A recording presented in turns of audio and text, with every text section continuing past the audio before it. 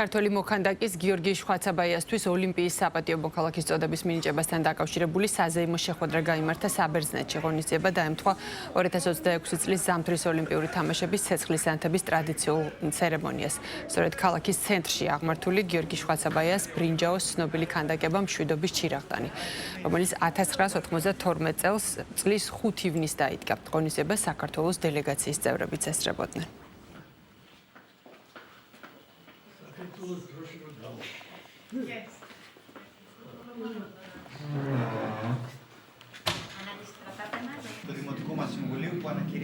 ეს ჯილდო, რომელიც მე მივიღე დღეს, ეკუთვნის მთელ ქართულ კულტურას. მადლობა ღმერთს, მადლობა უფალს და იასას.